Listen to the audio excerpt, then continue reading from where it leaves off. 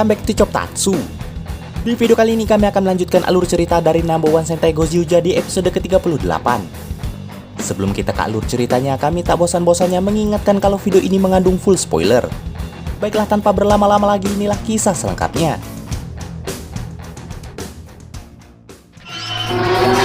Advent complete.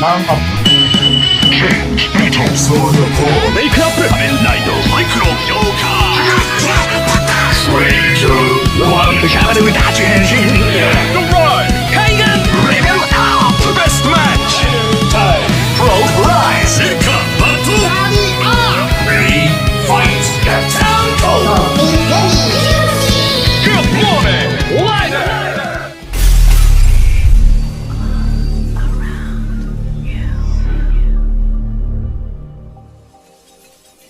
Suatu ketika Tono menjadi seorang pelayan di sebuah acara yang ternyata juga mengundang Kwon. Meski awalnya keberadaan kakaknya membuat Tono sedikit terkejut, namun di sana Kwon mengaku sering diundang di acara seperti itu karena ia merupakan salah seorang presiden perusahaan top di kota tersebut.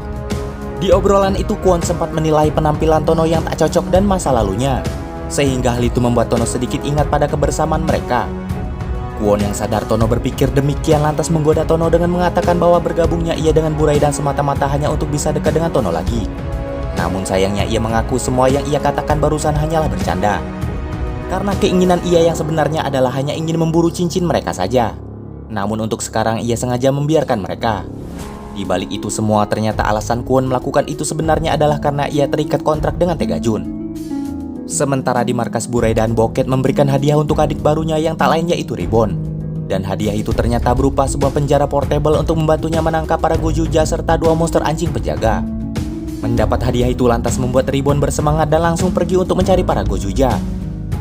Akan tetapi tanpa sepengetahuan Boket dan anggota Buraidan lainnya, ternyata sikap manis yang ditunjukkan Ribbon hanyalah kamuflase. Di balik itu semua ternyata Ribbon punya rencana sendiri untuk menguasai Buraidan sepenuhnya untuk dirinya sendiri.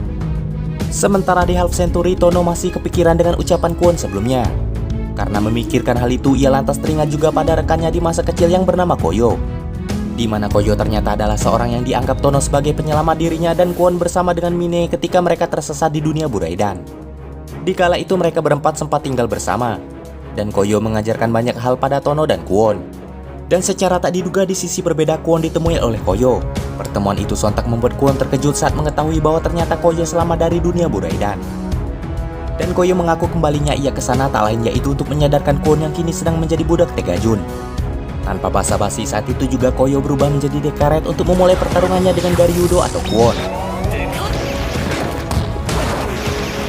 Di tengah pertarungan Koyo mencoba menyadarkan Kwon agar tak memburu adiknya sendiri.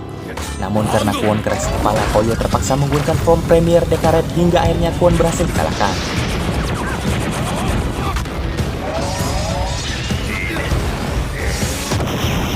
Tak berselang lama para Gozyu termasuk Tono datang.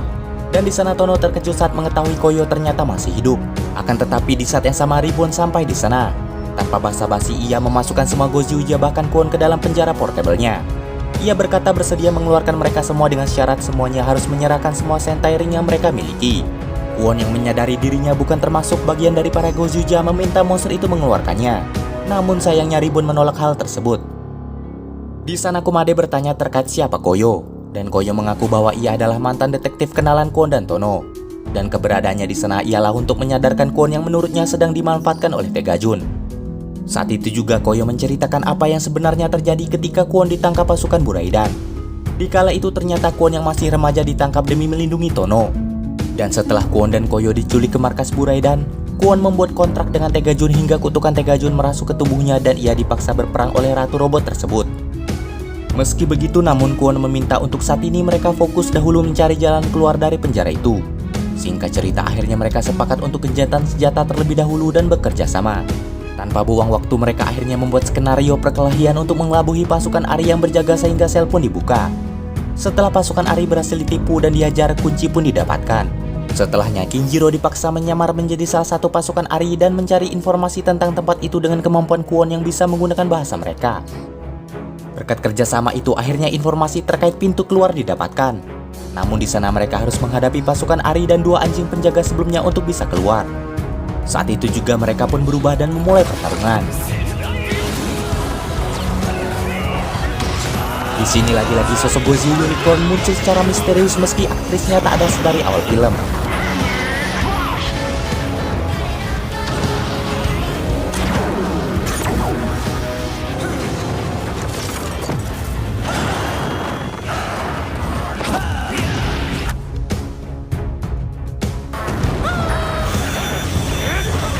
Singkat cerita, berkat kerjasama mereka semua, penjara portable Ribbon berhasil dihancurkan dan mereka pun bisa keluar dari sana. Akan tetapi ketika mereka akan menyerang Ribbon secara bersamaan, Kwon malah mengarahkan serangannya ke arah Tono dan juga Koyo. Ternyata Kwon sedari tadi hanya memanfaatkan mereka agar bisa keluar dari penjara itu saja.